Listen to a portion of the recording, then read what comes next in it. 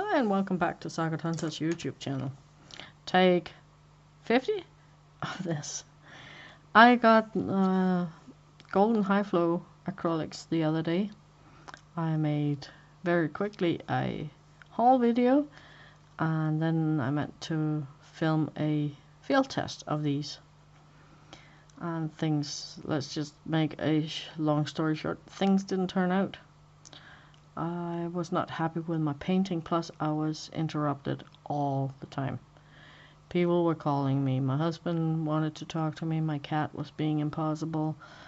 And the phone was ringing and ringing and ringing, and all those breaks made me just stressed and grumpy.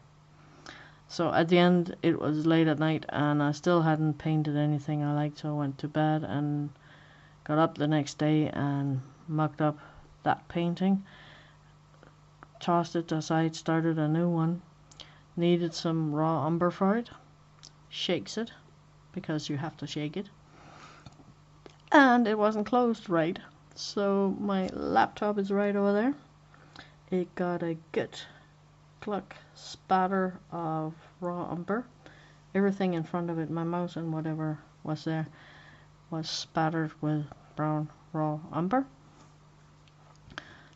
And took me a while to clean my computer off, and in that process I managed to turn off the filming, that which was on pause, and once I turn it off I can't restart it. I have to restart a new piece, and so I had to take a break after that. I was not in a good mood. The thing about these bottles is that the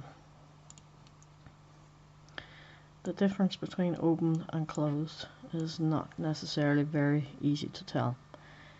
Now it's closed. You turn it a little bit. Now it's actually quite open. You can see there's a little bit of a gap between here, the white and the black. And if we turn it a little bit down there, now it's still open. It's only when it's really tight that it's closed, and it was just like a little bit open. And when you have it standing on your desk like that and you look down on it, it's even harder to tell the difference.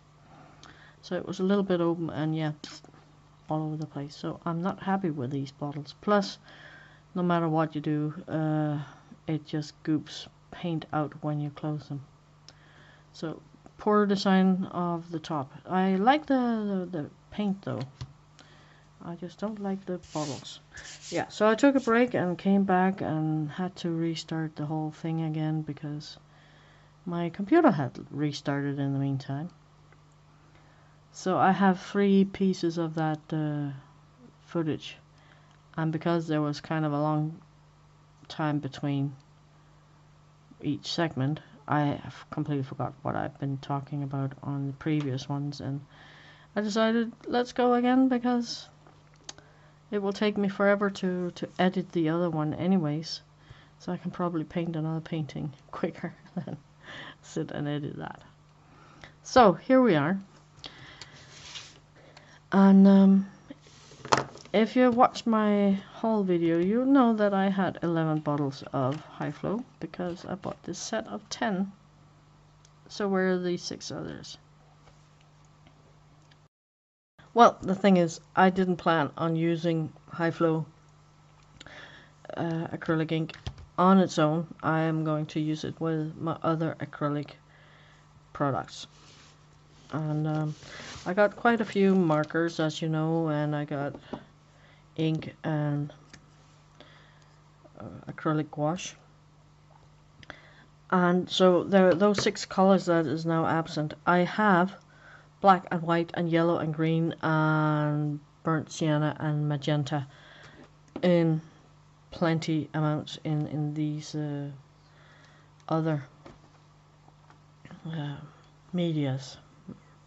So I decided just to leave they're sealed between the bottle and the cap here. I'm not opening this up, but if you unscrew the top, there's like a regular bottle neck here, and on top there's a little seal you peel off.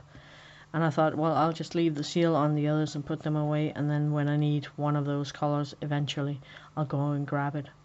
There's no need to have more open paint in the same colours as I already have. So I'll make a quick walkthrough of what I got.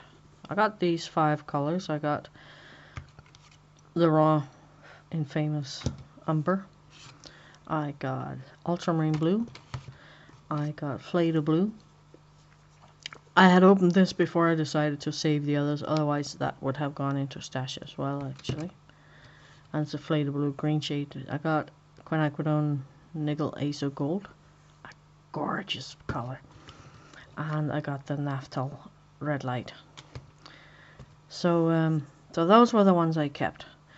I got some Amsterdam acrylic inks. I got 3 of those. I got an umber, a burned umber, which is, you might say, why do you want both? And there's actually a slight difference. The raw umber is greenish.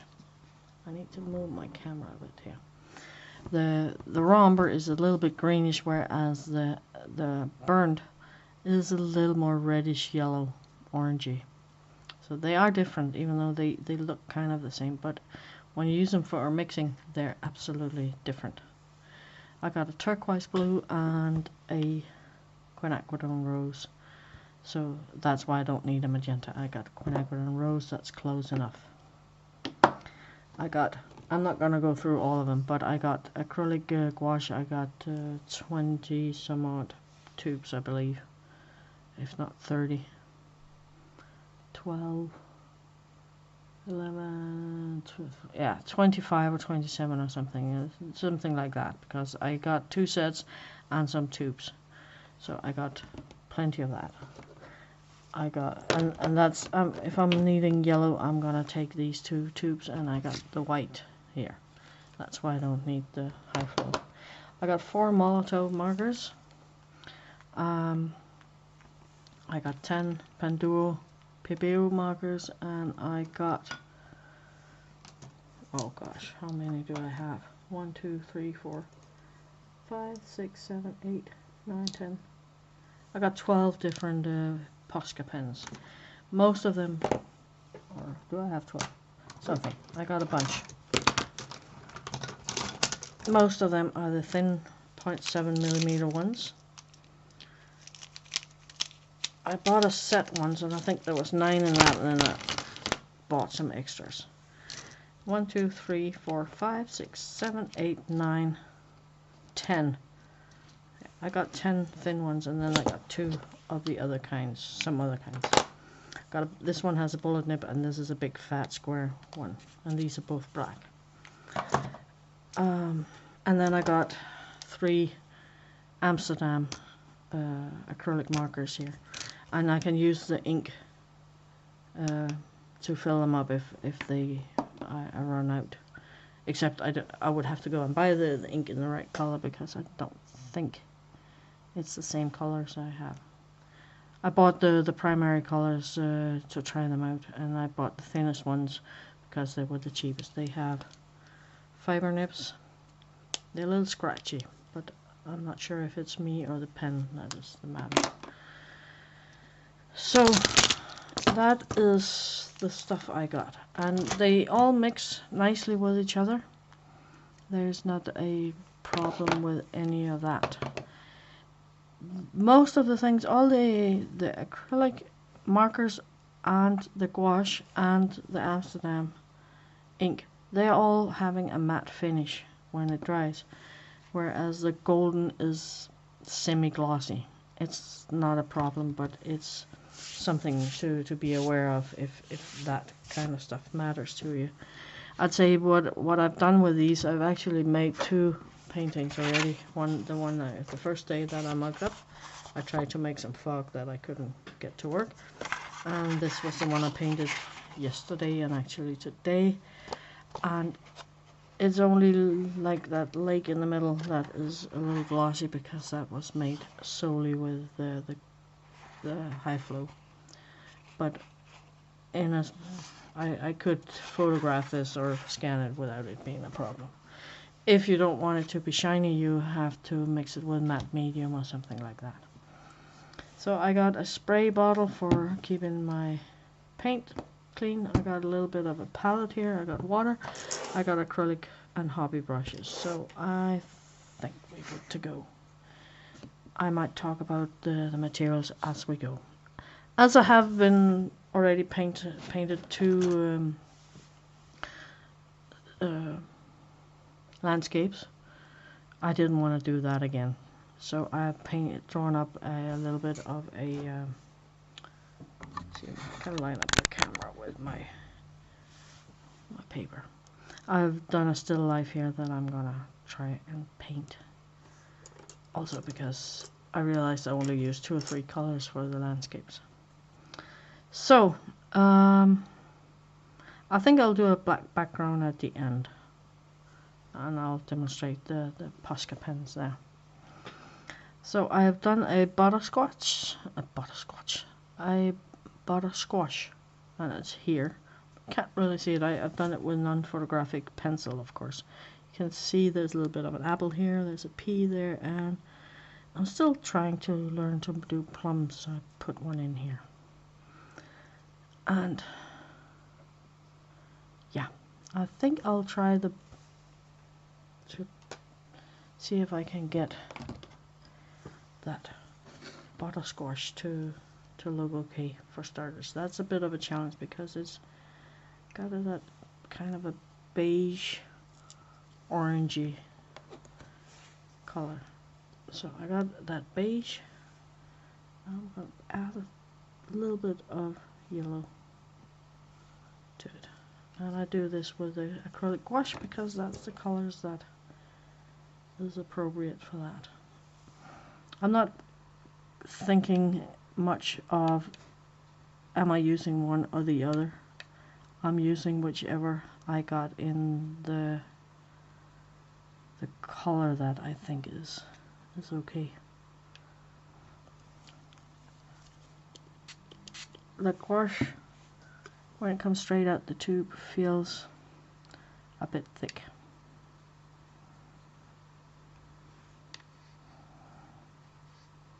And it wants to stick in my brush a lot. So let's see how this is. If it's too yellow, I gotta correct it. It looks okay. I'm starting with the mid-tone, and then I'll add highlights and shadows later. So right now I'm just gonna do a flat mid-tone here. And it's not gonna look pretty at all.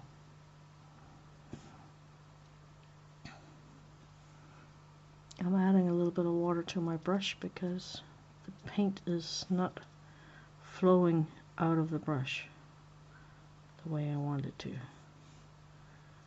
It takes some of the opacity away when I add water, but I'd rather do a couple of layers than have paint stuck in my brush.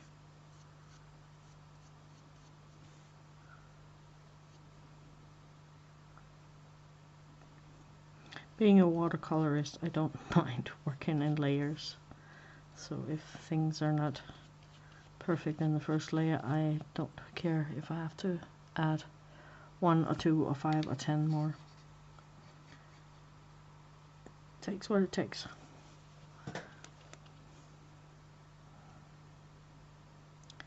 The paper I'm using is Clairefontaine Paint On white. I actually got at least two pads of it. It's an A4 and an A3 pad I got. And as you can see, or maybe you can see, this is an A5 size. And that is because I cut them down to size. I didn't want to buy an A5 pad when I could just use an X-Acto knife and cut it down to size. The paper cost less per square unit if you buy them in larger sizes than if you buy them small. So A5 pads I only buy if I want to, if it's on paper I don't know and I want to try it out, because it's still cheaper money wise to buy an A5 than an A4 or an A3. But then when I like it and I realize it's something I'm gonna use more of, I go up and I buy bigger pads, and then if I need smaller pieces, I got a good knife and a ruler. I even have a paper guillotine, but I need to have that fixed somehow because the measuring ruler on the side of it, it's, I think I bought it used, and I think it's a repurposed one, and the guy who fixed it was an idiot because it's 3 centimeters off, or 3 centimeters and X millimeters or something like that. It's totally wonka, and I can't sit there and think, okay, I need 27.3 plus 3 centimeters and 2 millimeters extra because of the error in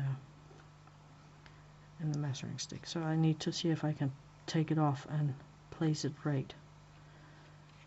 But I got a guillotine and other than the measuring thing being off, it works just perfect. It's nice and sharp and all that, but I don't use it because of the measure issue.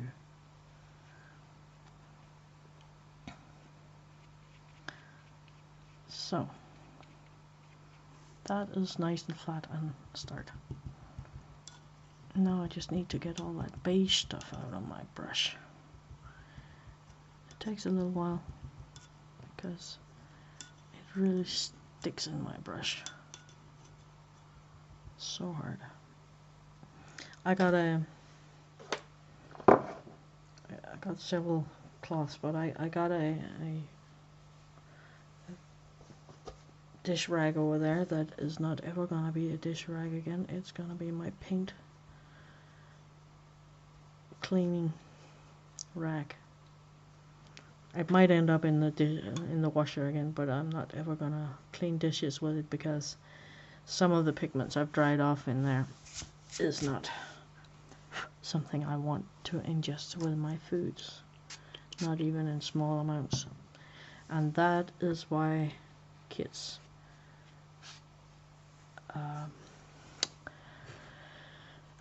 art supplies are usually done with food coloring, because some of the things for adults is toxic, like cadmium and chromium and other funny things we paint with.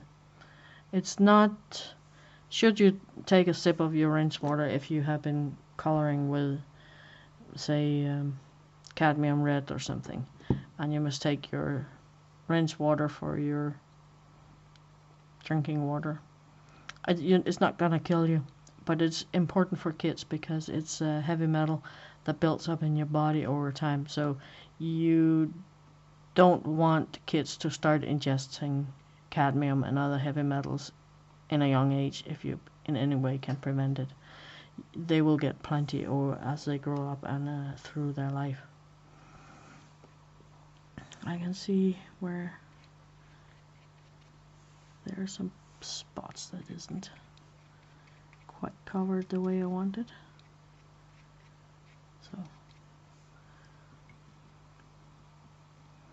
and I want a cold yellow at the base of my apple, so we get the permanent lemon yellow out here. This is a color I'm gonna run out of, and the reason why I took it from the gouache is because I have been trying to pump enough ink out of these. If you put them on paper or your palette and you pump and pump and pump and hold it still while it's pushed in, it will leak some ink, but nowhere enough to paint with. You can adjust a little bit, but no, it's gonna be quite difficult to paint with. Yeah, and I know this is kind of I usually don't use straight out of the tube paints, but this is just going to be a base layer, and it's going to show through the other paints later. I'm going to change this so it's okay.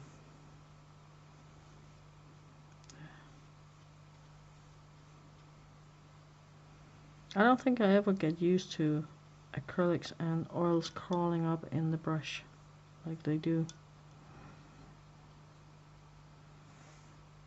I'm trying to avoid it, but it just seems to happen even when I'm painting with a light hand.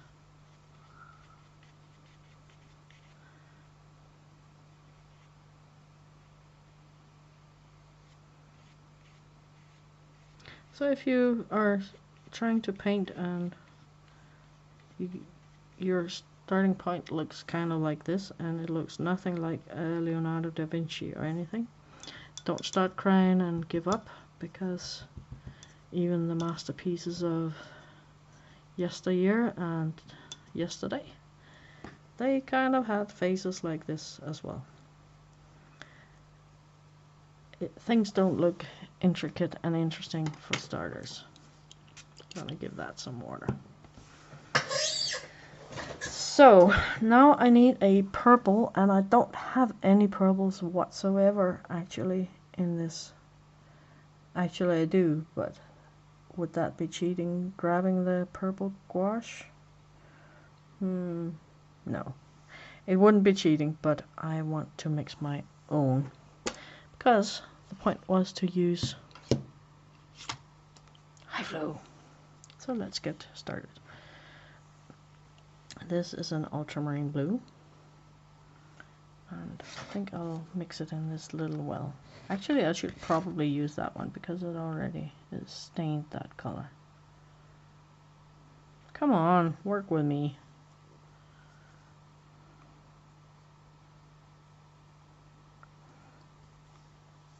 And now see what happens. I'll see if I can focus. I'll get some light on here. I'll show you what happens over here on the side. I'll zoom in and move the camera over. I'm deliberately not doing this over the painting, because see what happens once we close it. Yeah, a bubble of paint.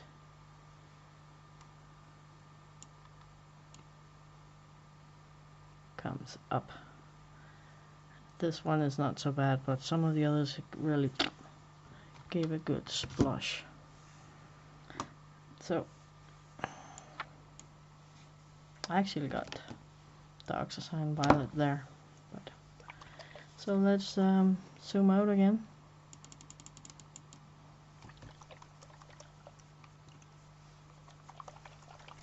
Shake up the quinacridone rose. I don't think I need a lot of this because it stains a lot, and I can always add more if it's not good enough.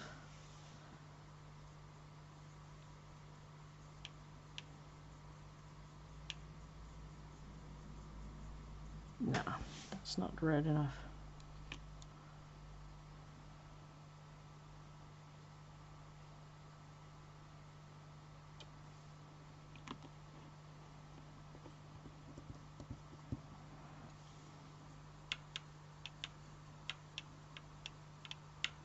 So now we got a purple, and it's fairly bright.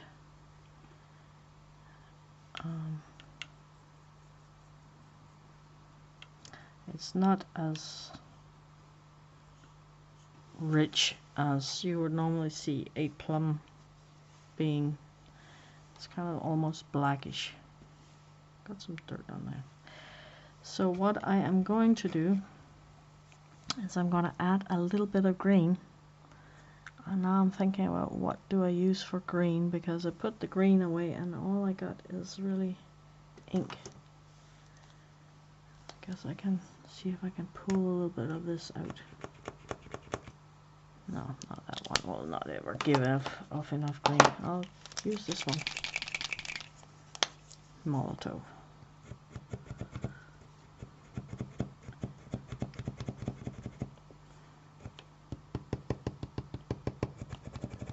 See, it's not a lot of paint I get out for all my work.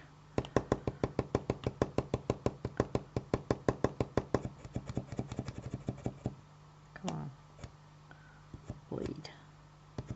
There, we got some. And it's probably enough to help me.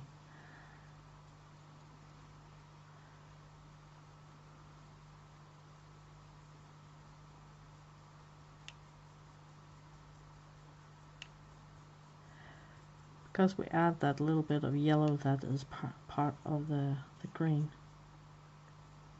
we will blacken up our purple here. See, we'll wait until it's dry, but I've used this as a base color. It's maybe a little bit on the blackish side, but it's okay. I got more layers to add.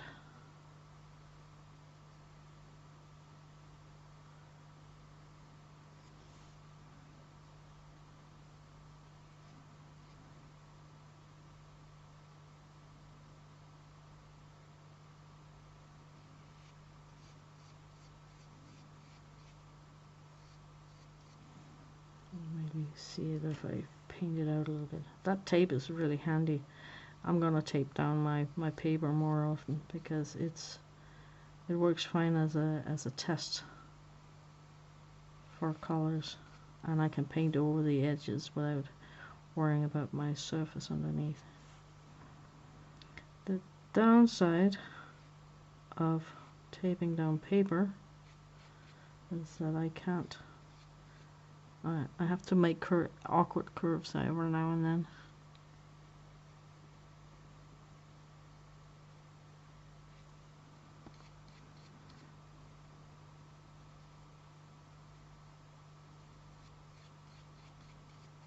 So, quite nice coverage here. We're gonna add some water to all of this, keep it wet and fresh. So this looks horrible now, and I will add to the horror because now I'm gonna do the pea, and I'll just take this mid green and go in and draw it in, because this is small details, and that's where the markers actually excel.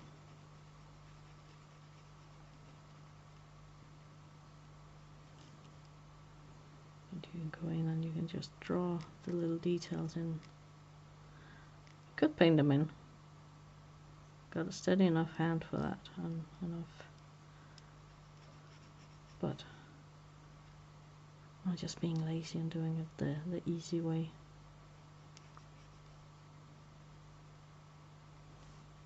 It's a pea pot, and there's actually peas in here.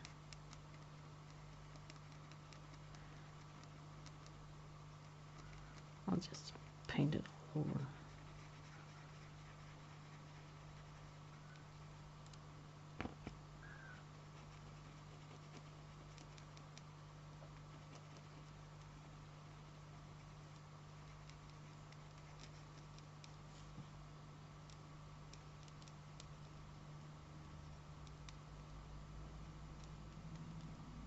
So yeah, I like well enough to use Posca markers as markers. They're quite good.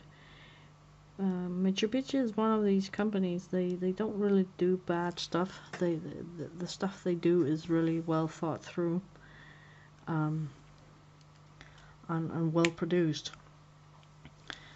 I just don't think they had caught on the tendency of things being appreciated to be refillable and fixable. That's gonna be a much bigger trend in the coming years, and there are some companies that haven't caught up on that quite yet. So let's see what happens. I think I'll use markers for the apple. I realized that I really haven't used much of that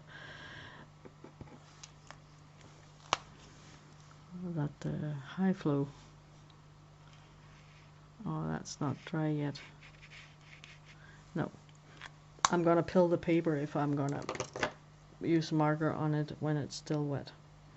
So I will do something else. I will start working on shades. I'm gonna take some of this mixture, put it in there. Hope I can pick up enough.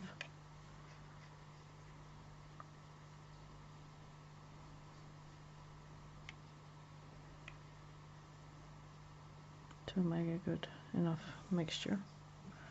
This is getting a little dry.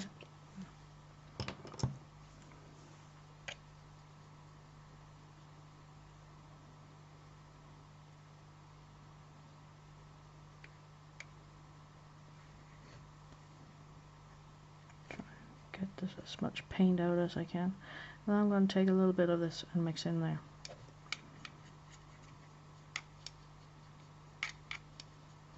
Because I'm going to do the shading here behind the plum.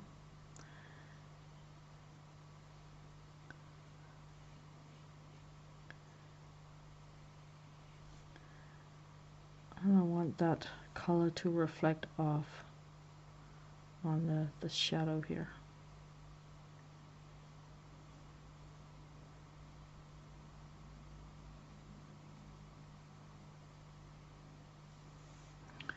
I'm going to add a little bit more because I wanted a shade darker for in here.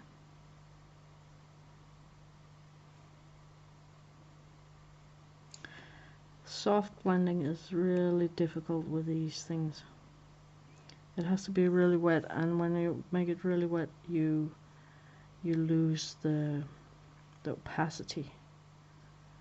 So it's yeah, it wants to streak. I'm gonna let it dry and then I'll see if I can fix it a bit. Try with a clean dry brush, see if I can blend it a bit.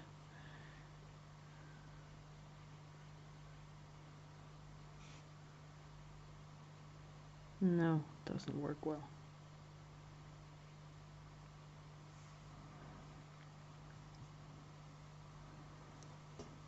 And these are the things that you find out as you are working with stuff you're not familiar with. You find out where the strength and the weaknesses of the materials are. And soft blends is just not a thing for this.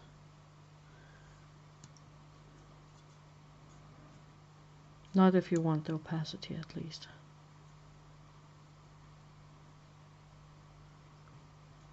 Now if I was super skilled, I could maybe double load it with 2 shades so that I have the light shade at the top of my brush and the dark shade at the bottom, and I'll go like that, but I'm not that confident in my own painting skills. See, I missed out something here on the edge. So I need to let things dry up because I want to do some marker work, and I'll be right back. I'll pause the camera in the meantime. So if I zoom in and move my camera, see if I away there, zoom in some more. Maybe you can see the difference between these two. This is more reddish and more vibrant, and here's the more the neutral version where I added some green. I'll make them more vibrant again, adding to the redness of that. I'm not happy with how that shade turned out, so I'm gonna go over that again. Because I was trying to move around with it, it got streaky. and clumpy, and I don't like that. It's a bit dark. Let's take some more of the light in here.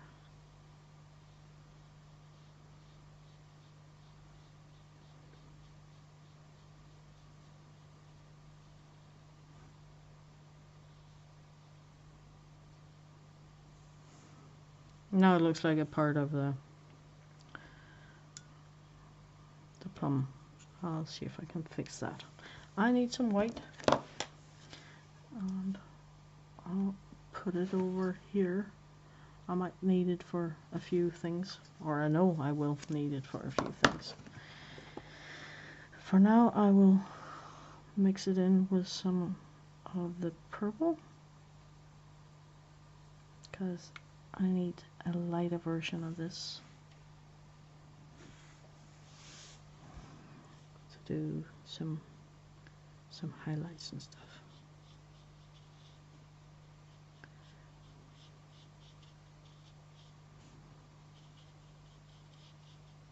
I don't have a reference photo for this.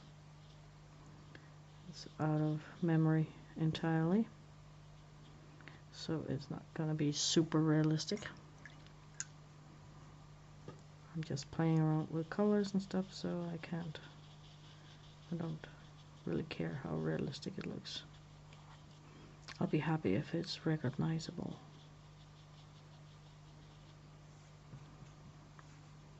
I'll go for that.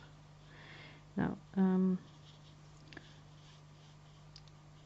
watering them down is not really a super good thing to do, because the pigment is not very fine, so it doesn't quite work as watercolors, and I need to be better at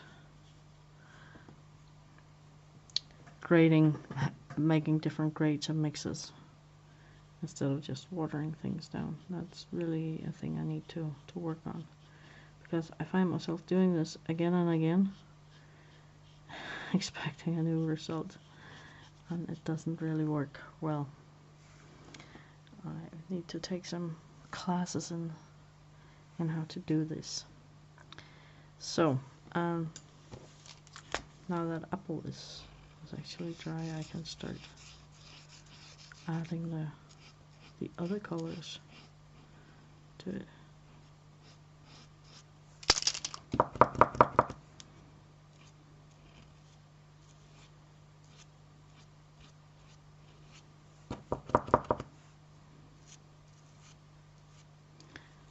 If you get kind of streaky lines, it's because the marker is too dry and you need to pump down some more ink into the nib.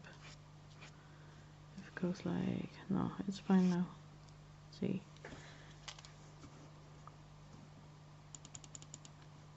Move camera. Wow. It's so stupid because sideways is opposite. Let me see if I can get it in closer. That's as close as it gets.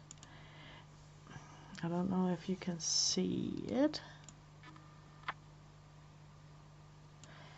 but this, when it gets dry, it's like the line splits a little bit out,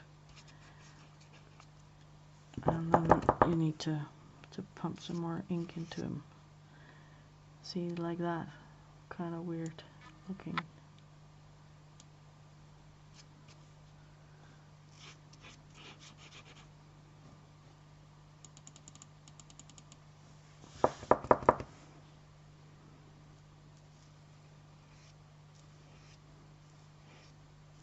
And if you go over something you did with this marker too soon, before it's probably dry, it starts to pill the previous layers up, because they're partially dry, and when you come over it again, then it's not dry enough. It's like gelatin or something, and it just scrapes right off.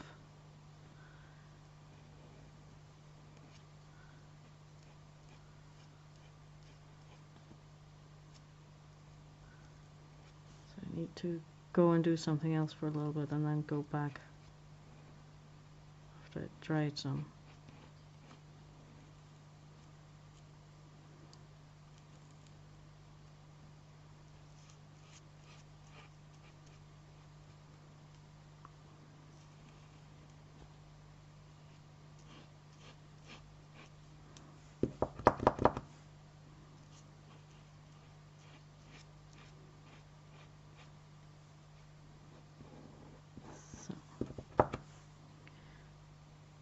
is so not my medium.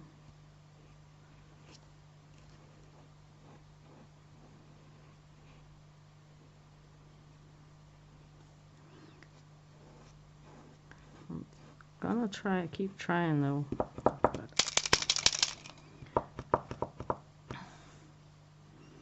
The markers, yeah, I don't know.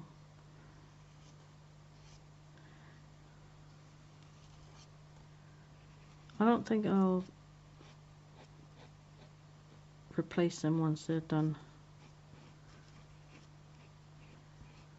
Not these ones anyways.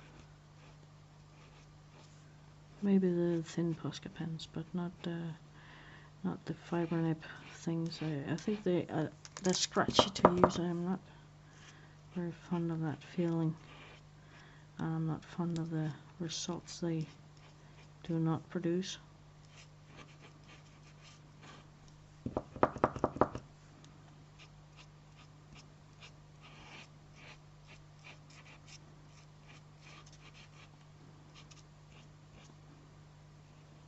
There's people who does awesome stuff with these markers. I am not one of them.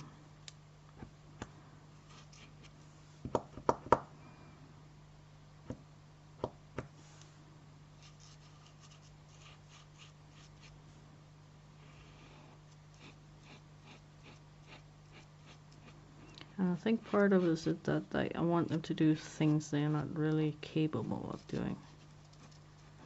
So I need to adjust to what they can do.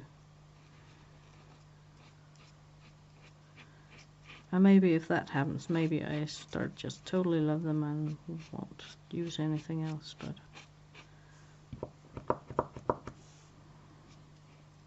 now that got that sticky, scrapey feeling again, so.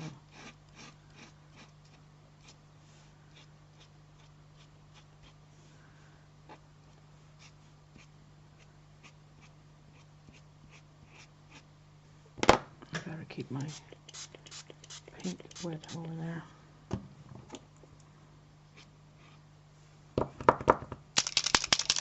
This one keeps running dry, it's quite annoying.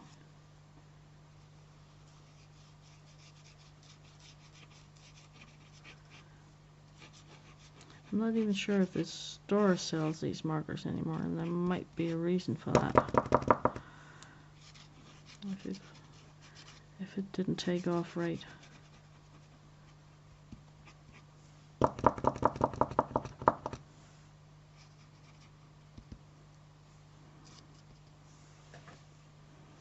So I'll let that dry again. On camera that looks kind of okay, but it doesn't look okay at all on my on my desk here. So I want to get a little more of the beige onto that shadow because that turned out too hard.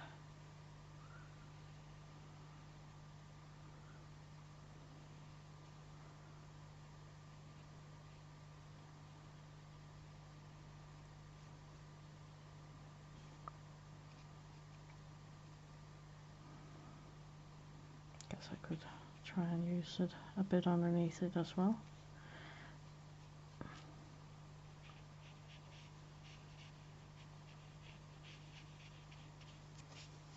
And lift it off my desk here. The tape came off.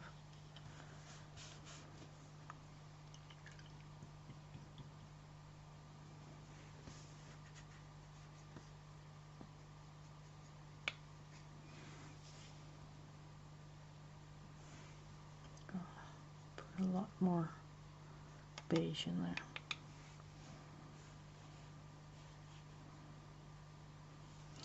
I have to decide where the light comes from, so I'll have a highlight in there and up there, so I'll have a shadow here on this edge.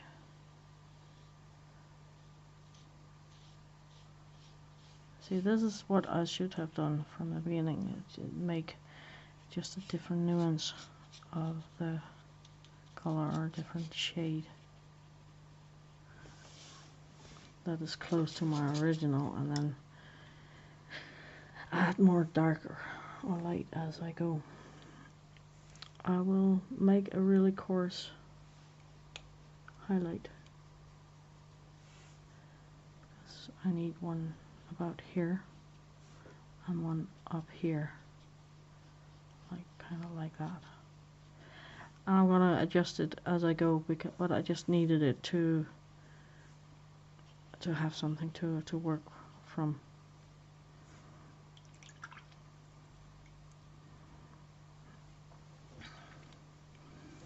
And I'm gonna work on that little P in there.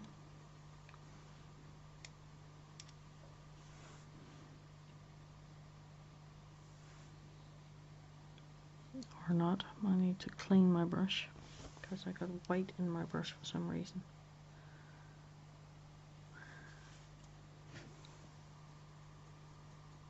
Oh, and that dried. That's clumpy. So let me remove that.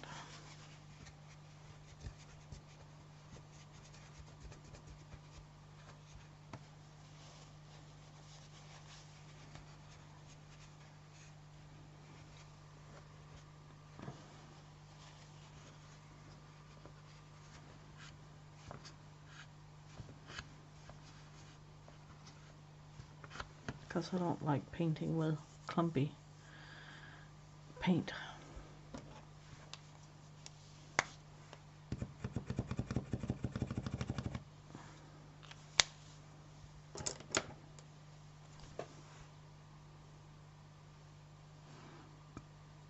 There.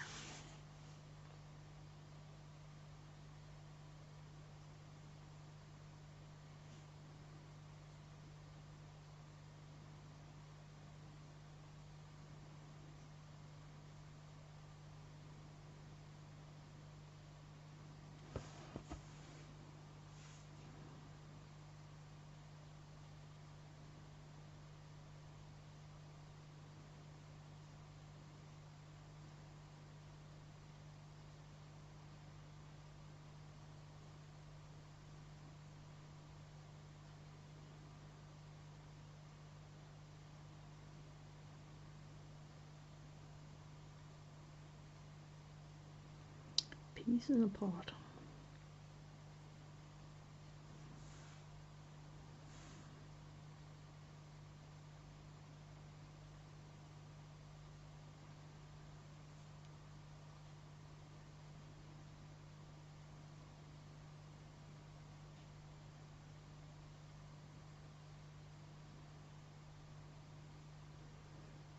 I am considering if I should start streaming again every now and then. I don't want to stream, what did I do, twice a week again, but maybe once a month or so.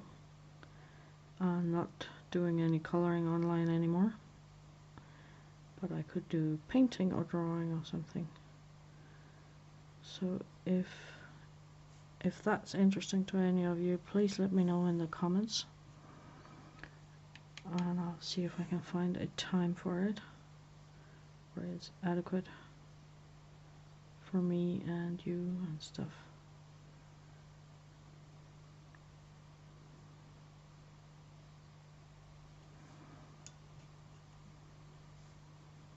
I made a little bit of an oops there, but I'll figure something out. See, bled out a little over the edge there, but that should be okay. So better that again. Apple seems a little drier now, but I'll keep on working on the butter squash here.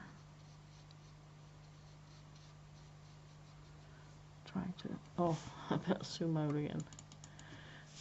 Try and soften up this highlight. Oh, and that highlight I put on was not dry enough, so now I picked some of it up. I want to add some paint into there because that gives a weird hole.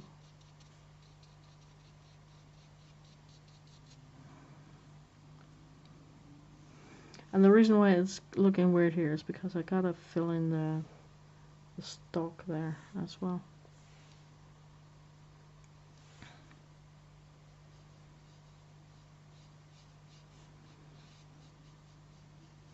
I think what would work well with this was if I was better at doing kind of an impressionistic style painting where I didn't blend things, where I was just adding dabbles of shades. I know how to do it, and in kind of a what do you call it, in an intellectual kind of way. But there's a great deal of difference between knowing and doing. Let's just put it that way.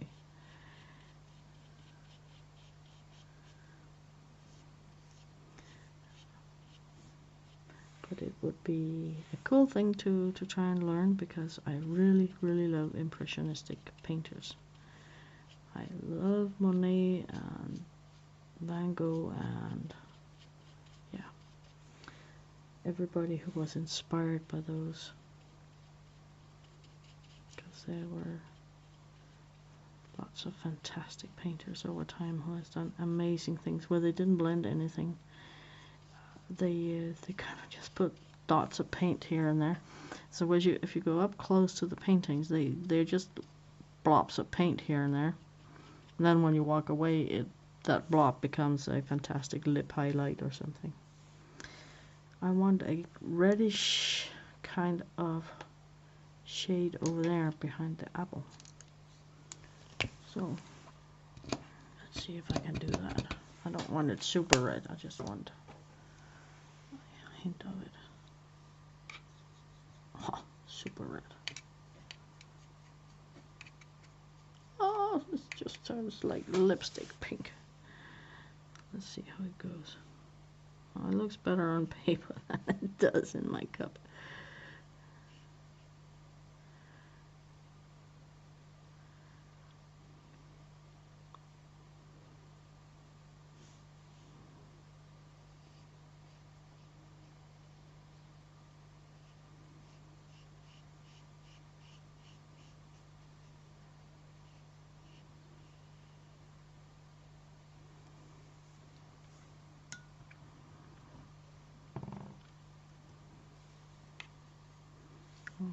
Probably will have to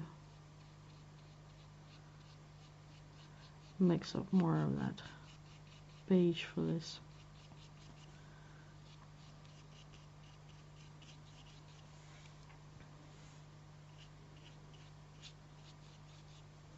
This is so different from watercolors to work with.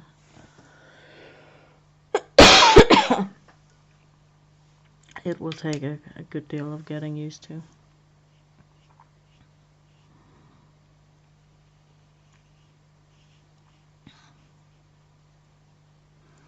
I don't mind challenges though, that's fine. And I think every time you're trying something new out, you probably learn something you can bring back to your other medias. I have to have a drink. 2 seconds. So, which brush were I using? This one. Yeah, I think you learn something from all medias that you can use when you do other things.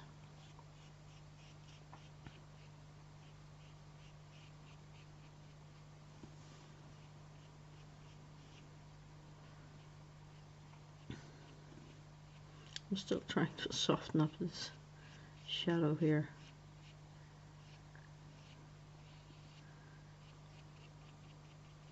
But I got some really hard lines in there that keeps teasing me.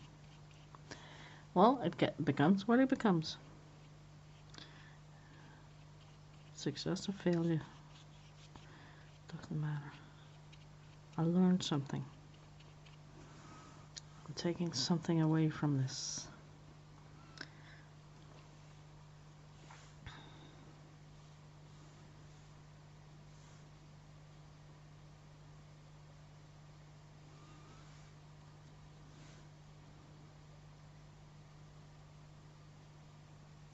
There was some white spots in there that I didn't like. And this is going to be my deep shadow, and it's a little bit of a mix of purple and green.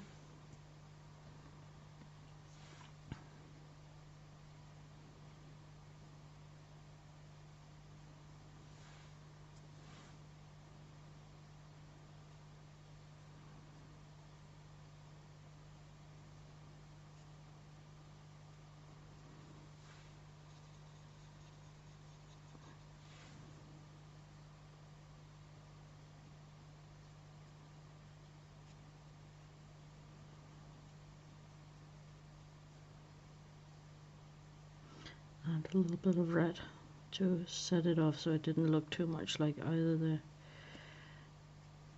plum nor the pea. Oh, it's a little bit of red from the apple there.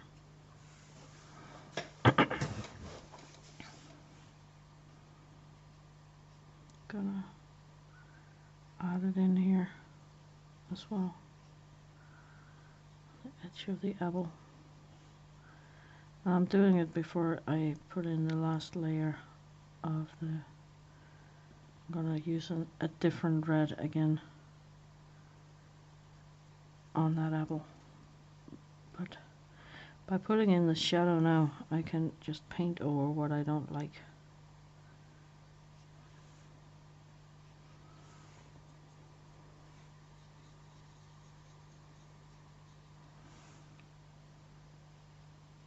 Oh, that was a lot pink. That was too much white and something somewhere. Oh well, just wipe it off and go back with something else later. I think I pushed the camera.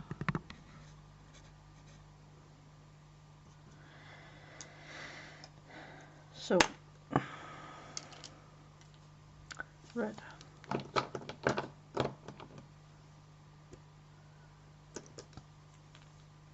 Oh, shoot, I did use the darkest red already. So, Posca pen it is.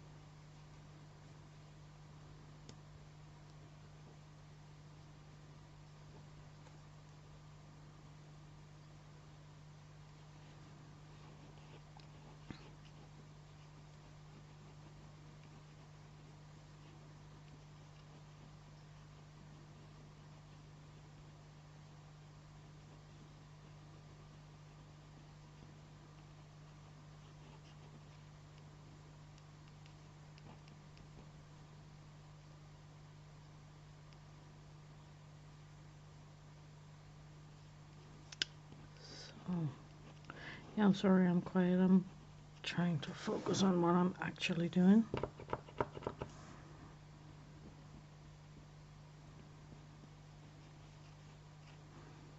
Should probably speed this part up and see if I can find some music to put on there. But likely not. I hate video editing. I suck at it. Or my editors think, I don't know. Probably a combination of the two. I did find out how to speed things up though, but I don't have the patience to sit and edit things.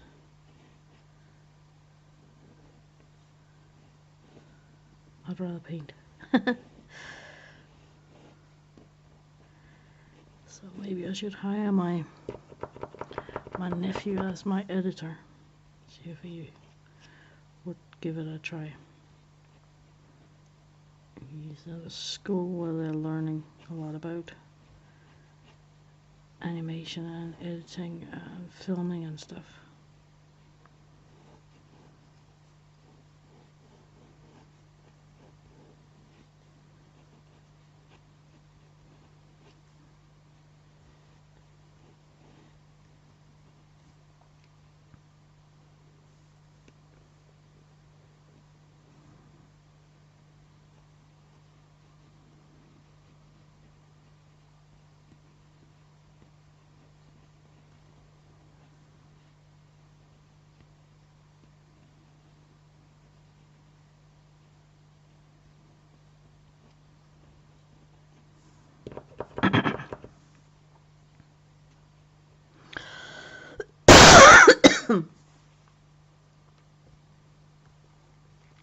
I got something in my throat, and I think it's a hair that is tickling my throat. I just can't get it, seem to get it out.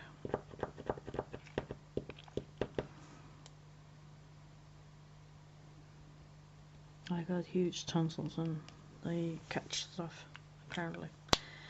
So, that is garish. Gosh, that is bad.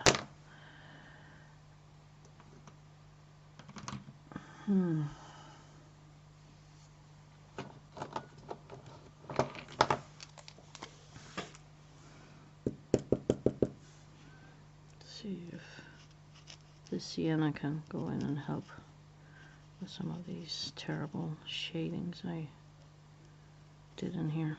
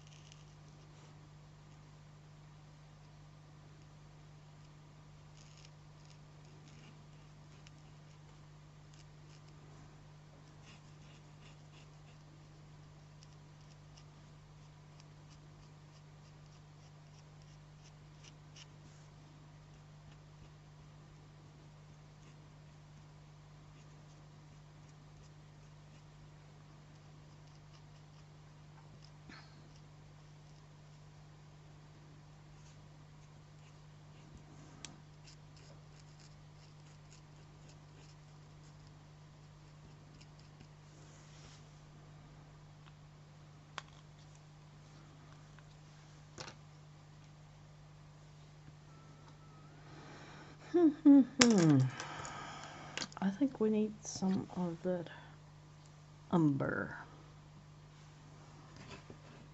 Oh,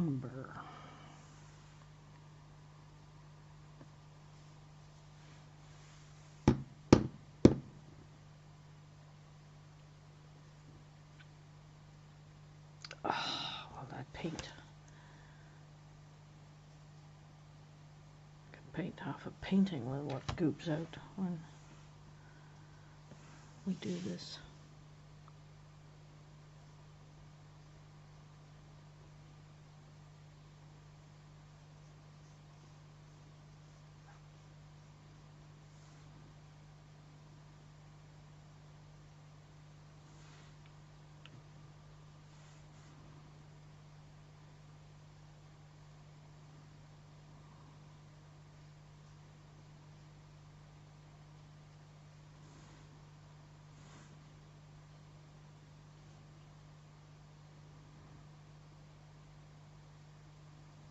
No, that is just too wet and weird.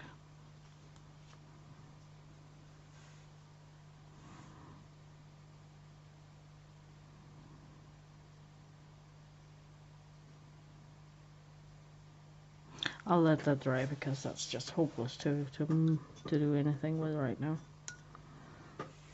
And I'll go in with the detail and start doing something up here.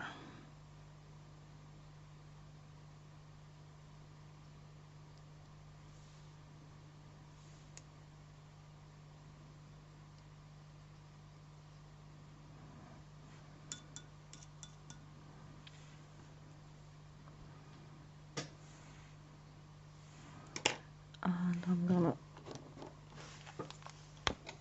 start working on this one up here.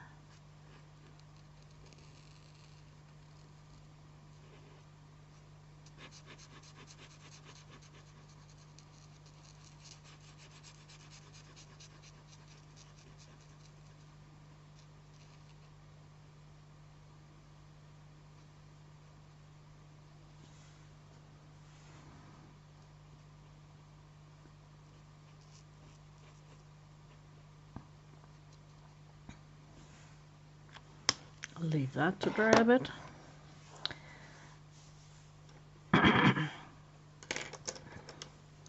Try and work on the plum a bit more. See if I can. Wow, that is really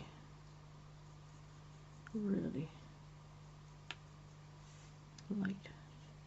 No, I'll turn brown instead.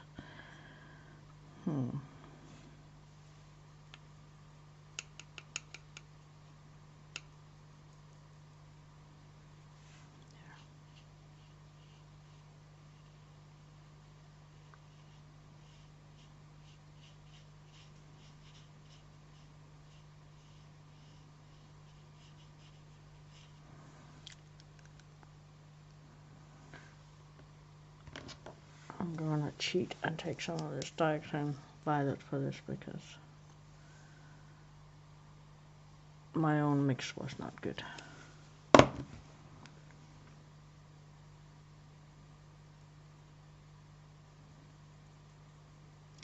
don't want to use it straight, so I'm mixing it in with what I already got.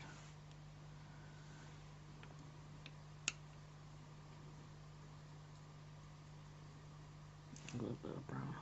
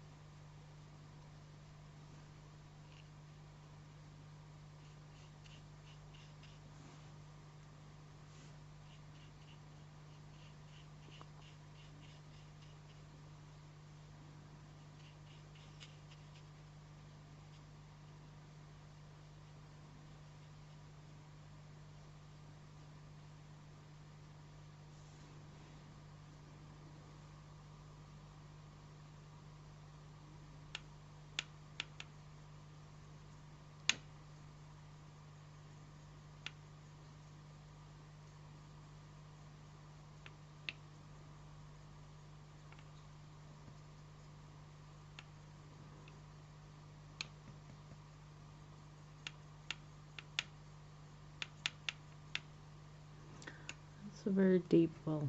I can almost not see what I'm doing down there. Well, that's a bit not light.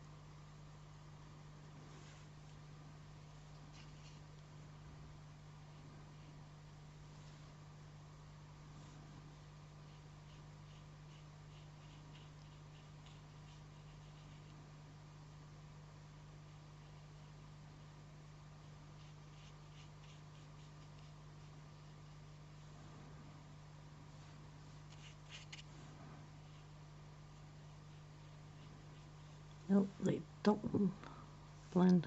It dries so quickly I can't do much blending.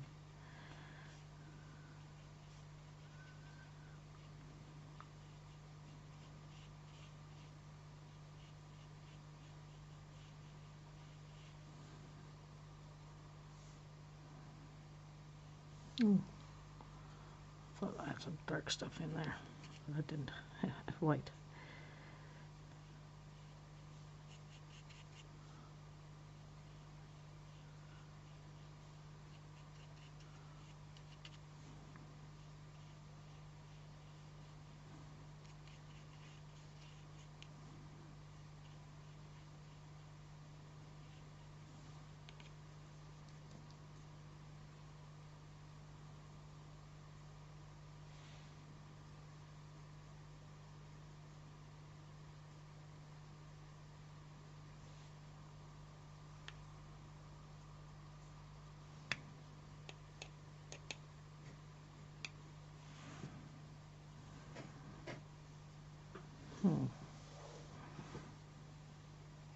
Yeah.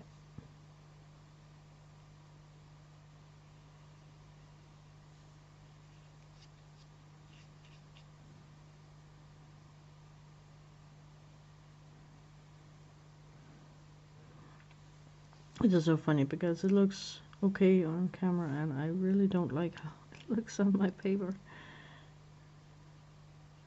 It's probably because I'm too close to it when I'm sitting painting here.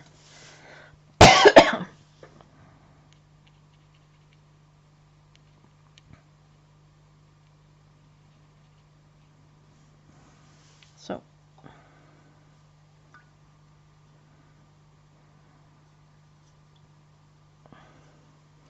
I have to mix more beige because I gotta fix some of that in there.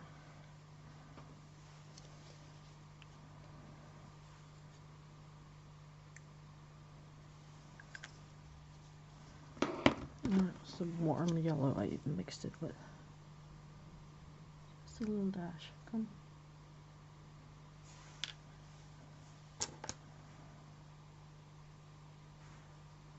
Grab it with a brush.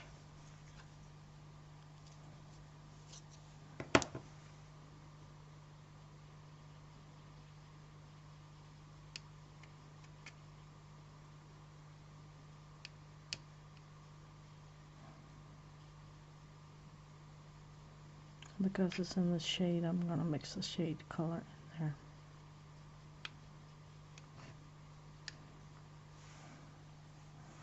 Oh, that's way too much.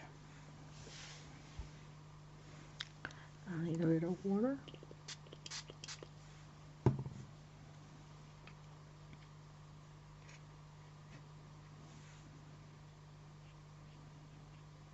It's a lot yellow though.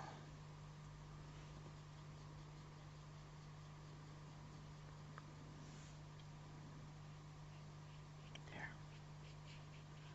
I like it better. Go over that brown sienna I tried before. Just gonna leave just a hint of it.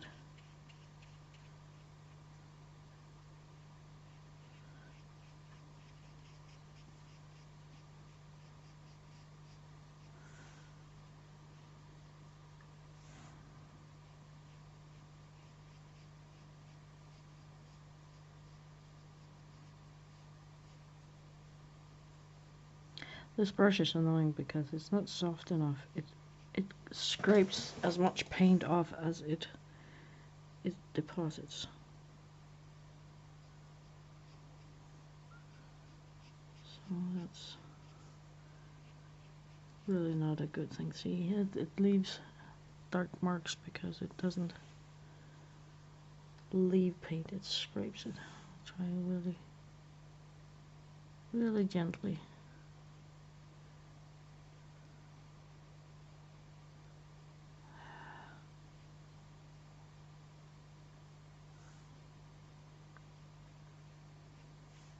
Not fantastic.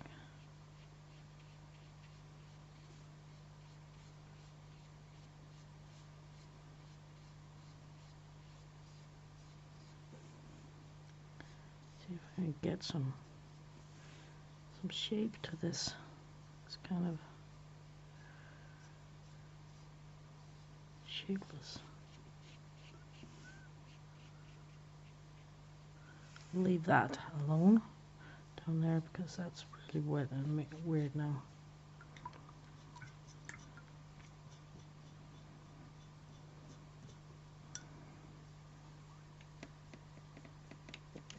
pick some of this up, and I got some brown hanging in there and some stuff over here. Mix it.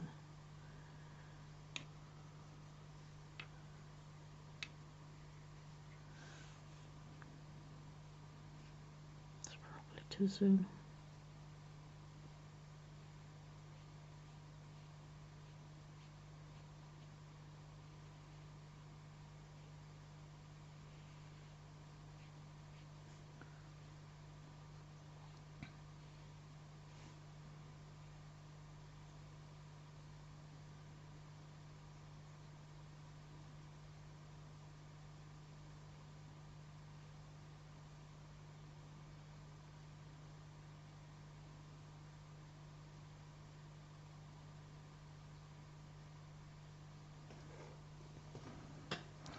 It's not white up there, it's just shiny because of the wet paint.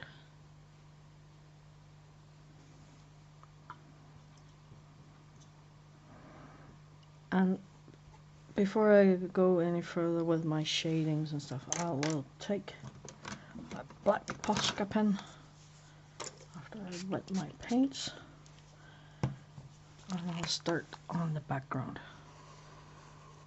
because that will set the tone for how dark my darks is going to be and how light my lights needs to be.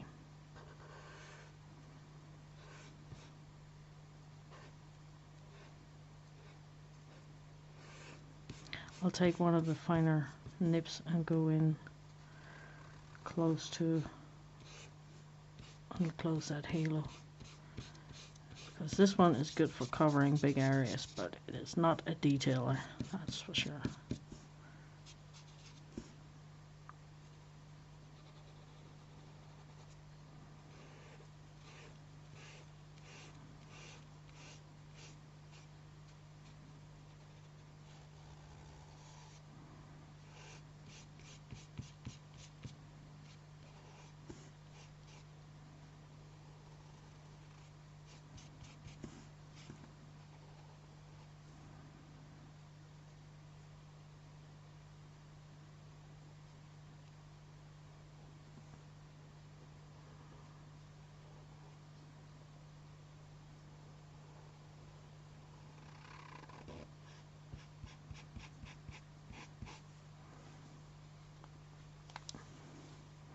I do this all the time. I paint too much underneath my arm, so I could potentially have black hands in a moment.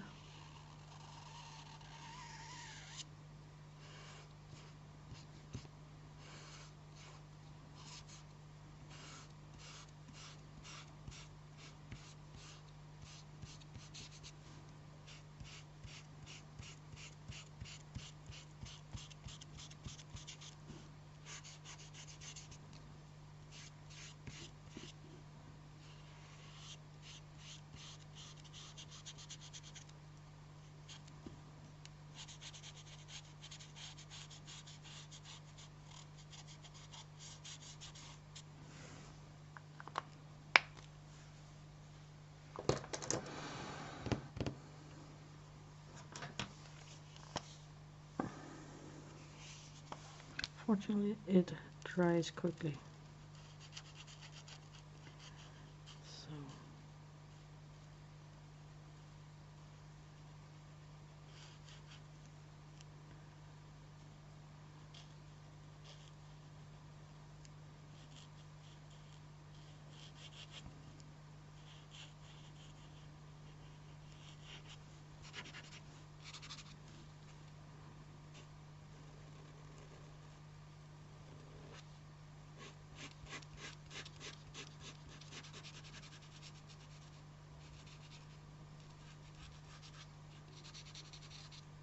So there's some light spots in there that I try to cover. Now I'm going over this where I pulled too quickly with the marker.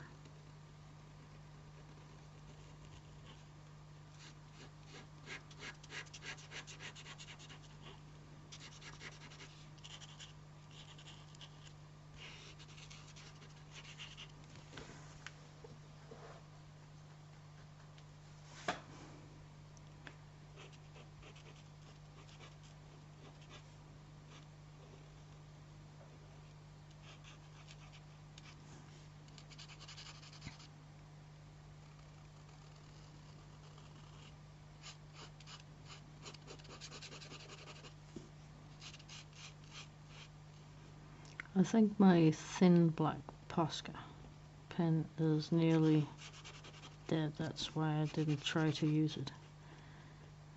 I've tried to use it with on the other paintings I did, and it was not very easy. I had to shake it a lot and it didn't give off much color, so I think I need to consider what to do about that. If I buy a new one or if I fill it up with a different kind of black ink.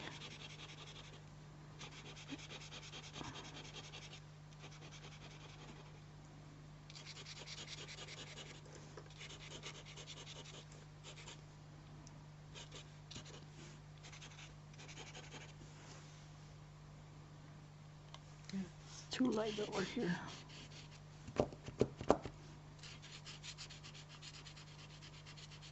I think I'll take the big marker and then go the other way. Pop it.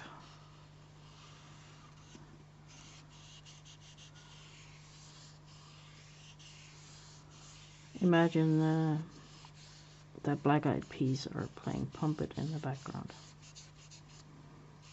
I can't use their music because of licensing and stuff.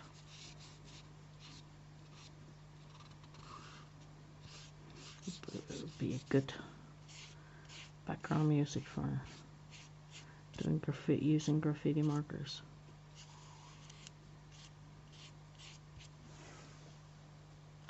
That helped. Here we can. There's a bit up there too.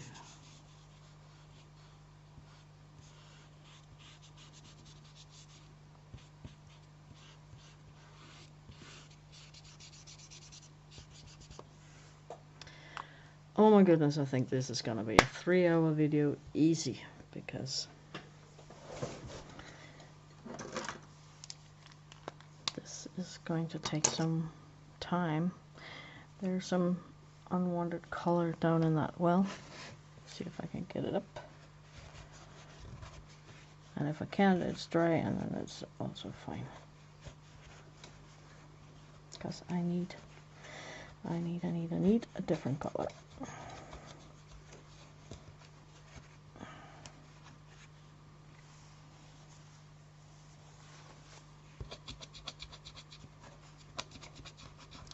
These are palettes meant for acrylic, so it actually peels off fairly okay. Just need to get all those little dry pieces up. There. Because I want a color for my table, and I was just sitting here thinking we haven't used enough of this high flow ink. And I'm taking the umber because I used the umber in a couple of other things. So a drop of that. Close it all the way. And then a good squirt of this. I want that to be quinacridone gold. 5, 6, 7, 8 times more of that. And always add more of the umber if it's too thin. Need to make sure my brush here is clean.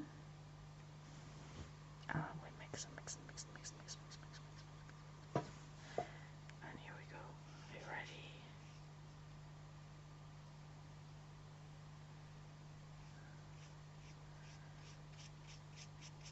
That is such a lush color. That quinacridone gold there is just nummies. It's fantastic. It goes really well with that umber.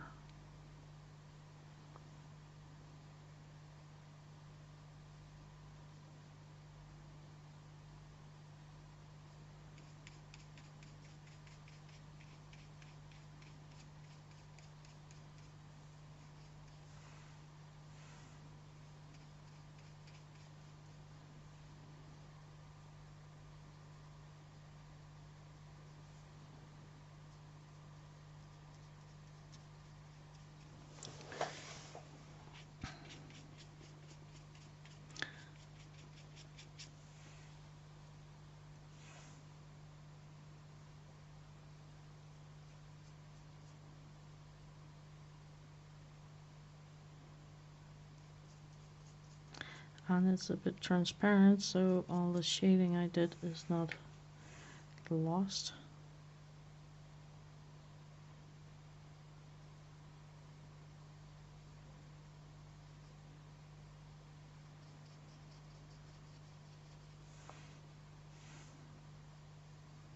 And this was straight paint. I didn't add any water to it. My brush was fairly dry when I started. So that shows you how translucent that mix is.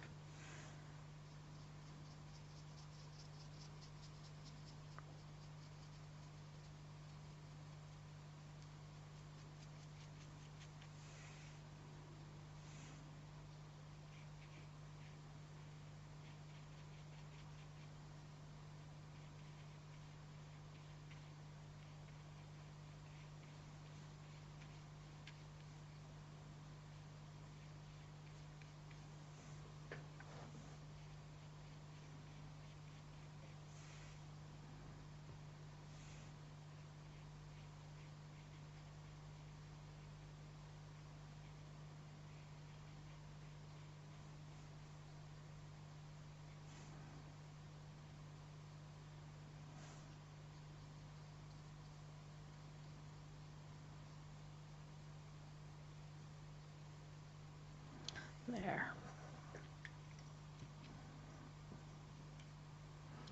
And I feel like taking some of this, mixing in here.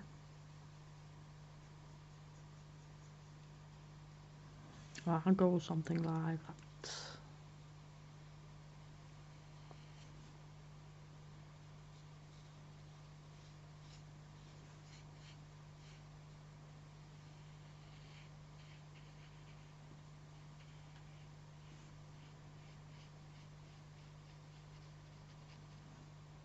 And like this, to get a little bit of a reshine up. Same here.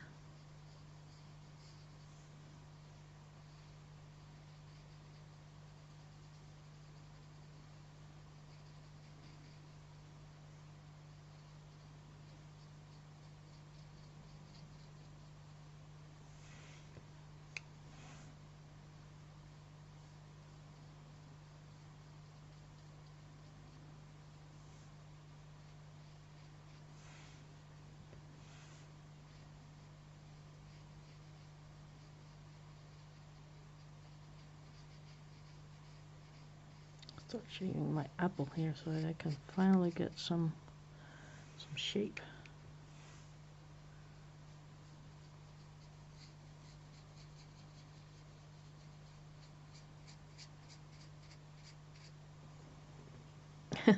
It barely shows up on camera though. Might have to get a little more of that.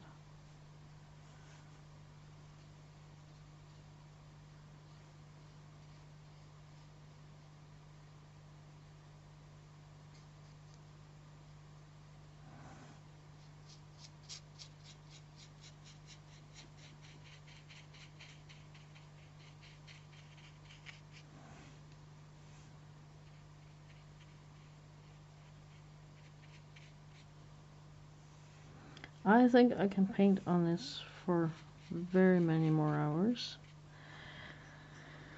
So you kind of got the clue and the hint. And what I think I'll do is I'm going to finish it off camera and then I'm going to post it on Instagram. My Instagram handle is @Xargot, like my first name on my screen here. And you can come over and watch it there, because I am easily gonna paint on this for another hour or two, maybe a lot longer, because there's lots of errors I need to fix and there's lots of details that ain't finished, and I'm gonna go forth and back a lot of times before I'm done. So thank you all for watching this far. Like and subscribe. Bye bye.